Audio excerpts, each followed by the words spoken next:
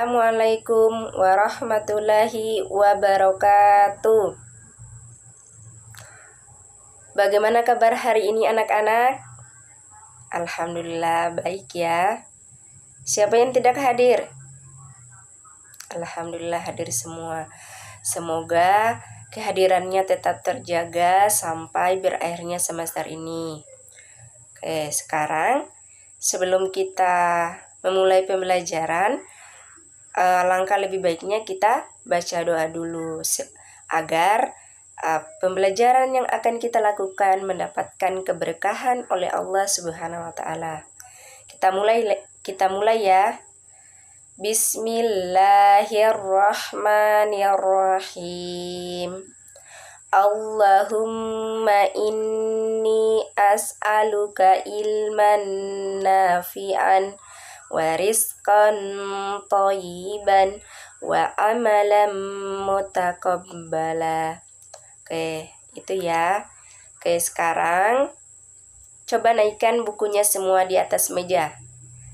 Buku, pulpen, sama buku catatannya semua dinaikkan di atas meja. Kita akan belajar hari ini. Oke. Jadi, yang akan kita pelajari hari ini adalah Abu Bakar As-Siddiq, sang pembenar.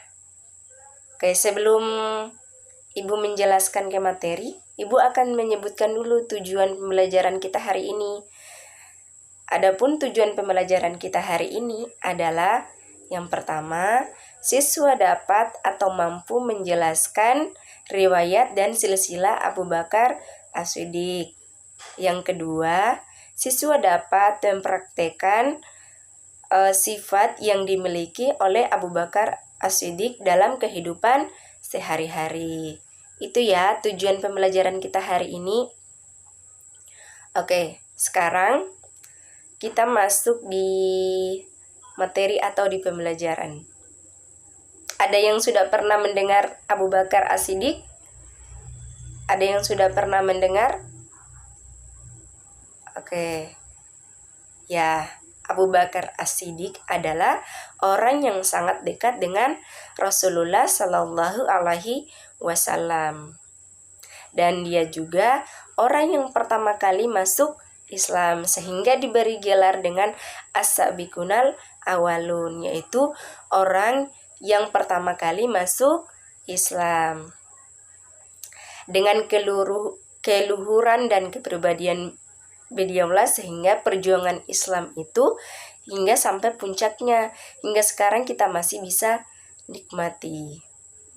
Dan pada masa kepemimpinannya beliau mengusahakan pengumpulan Al-Quran dan melakukan penumpasan terhadap nabi-nabi yang mengaku dirinya dia adalah seorang nabi. Contohnya seperti siapa? Ada yang pernah dengar nabi palsu di zamannya para sahabat? Ya, dia adalah Musailama Al-Kadzab. Musailama Al-Kadzab ini adalah dia yang mengaku dirinya bahwa setelah Nabi Muhammad wafat maka ada nabi setelahnya. Namun kenyataannya bahwa setelah wafatnya Nabi Muhammad maka tidak ada lagi nabi. Jadi nabi terakhir kita itu adalah Nabi Muhammad Sallallahu Alaihi Wasallam. Oke, sampai situ bisa dipahami. Semoga bisa ya. Oke, sekarang kita masuk di riwayat dan silsilah Abu Bakar As-Siddiq. Abu Bakar As-Siddiq adalah sahabat Nabi Muhammad SAW yang sangat berperan dalam pengembangan Islam. Nama lengkapnya adalah Abdullah bin Abi Qofan bin Amir bin Ka'ab bin Sa'ad bin Taim bin Murrah bin Ka'bah bin Luwai bin Ghalib Al-Quraisy At-Tamimi. Kenapa disebut dengan At-Tamimi? Karena dia berasal dari Bani Tamim. Oke. Garis keturunannya bertemu dengan Rasulullah Sallallahu Alaihi Wasallam adalah dari kakeknya yang bernama Murrah. Ia biasa dipanggil dengan Abu Ka'bah. Setelah masuk Islam, Rasulullah SAW mengganti namanya menjadi Abdullah. Nama Abu Bakar diberikan Rasulullah SAW karena putrinya yang bernama Aisyah itu dinikahi oleh beliau, yaitu Abu Bakar As-Siddiq. Oke. Dan Abu Bakar As-Siddiq ini adalah keturunan Bani Taim atau Bani Tamim, yaitu dia berasal dari golongan rakyat biasa. Namun demikian, sosoknya ini sangat berpengaruh dalam perjuangan Rasulullah Shallallahu Alaihi Wasallam. Oke, Abu Bakar As-Siddiq lahir pada tahun 750 Masehi. Lahir pada tahun 5073 Masehi. Ia memiliki dua julukan, yaitu Atik dan As-Siddiq. Atik berarti tampan atau suci, sementara As-Siddiq ini adalah setiap apa yang dikatakan oleh Rasulullah, dia selalu mempercayainya, sehingga diberi gelar dengan As-Siddiq.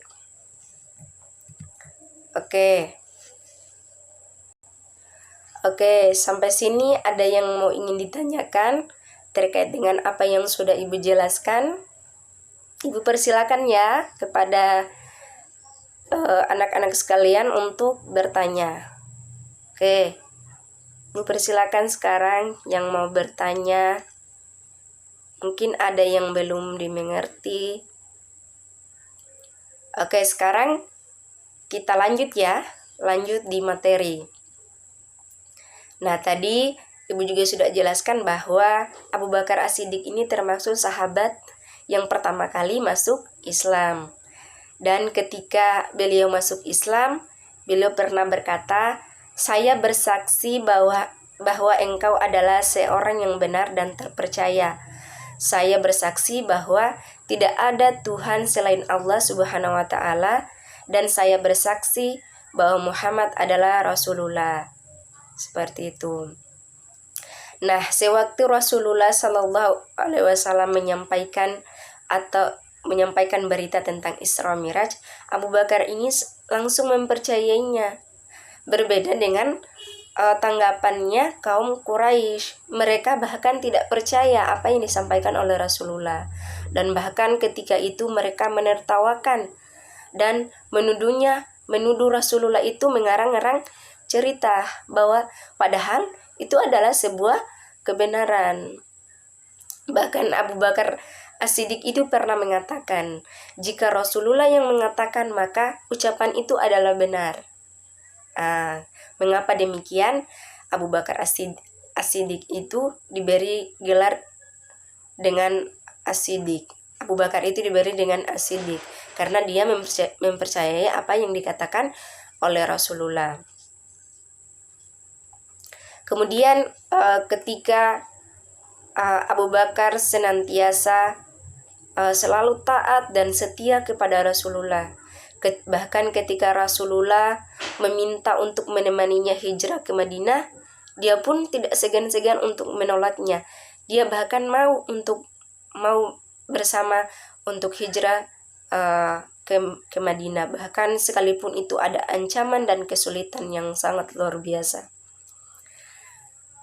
Dan bahkan ketika Rasulullah itu menunjuk beliau untuk menjadi imam sholat, beliau bersedia karena begitu percayanya Abu Bakar As-Siddiq itu terhadap Rasulullah Shallallahu Alaihi Wasallam. Oke, ada yang mau ditanyakan terkait dengan tadi yang Ibu jelaskan? Kalau penjelasan Ibu cepat, bisa dikoreksi supaya Ibu bisa menjelaskan lebih bagus lagi. Oke, saya persilakan kepada anak-anak ya untuk bertanya. Oke, Ibu lanjut ya. Oke, Abu Bakar berhasil menenangkan kaum muslimin ketika Rasulullah Shallallahu Alaihi Wasallam wafat. Dengan tenang dan bijak, ia mengatakan bahwa Nabi Muhammad SAW hanya manusia biasa yang pasti mati. Akan tetapi kematiannya tidak berarti kematian ajaran-ajarannya. Islam tetap hidup, bahkan harus dipertahankan selama nyawa masih melekat di badan. Artinya bahwa ketika Rasulullah itu sudah meninggal, tidak berarti ajaran-ajarannya itu mati.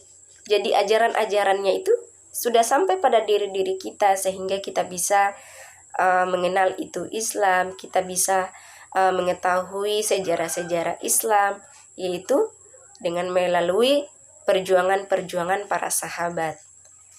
Seperti itu. Kemudian melalui dakwahnya banyak kaum Quraisy yang memeluk Islam, seperti siapa? Utsman bin Affan, Zubair bin Awam, Abdurrahman bin Auf, Sa'ad bin Waqqas, dan Talha bin Ubaidillah.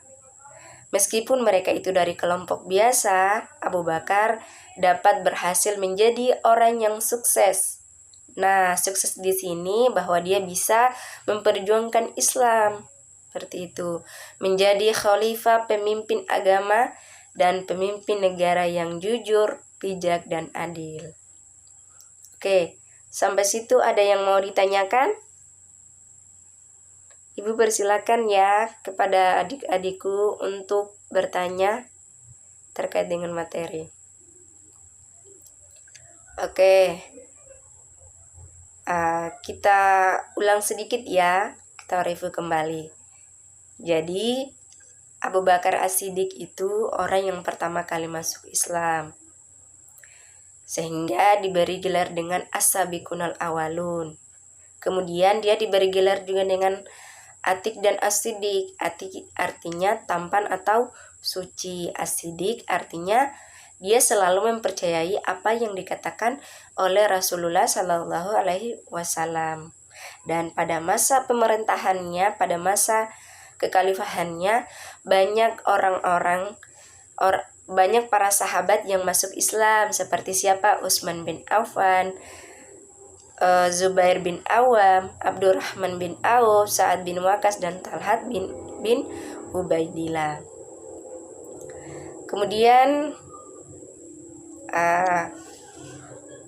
Khalifah Abu Bakar ini adalah seseorang yang sangat jujur, bijak, dan adil. Jadi banyak sekali yang perlu kita contoh dari Khalifah Abu Bakar As-Siddiq ini. Seperti itu. Bisa ya? Semoga apa yang Ibu jelaskan bisa dipahami dengan baik. Oke.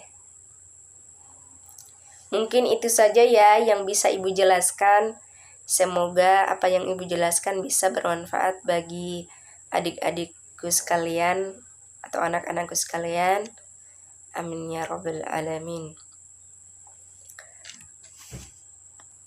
Nah, sebelum kita pulang, Ibu akan menunjukkan sebuah gambar.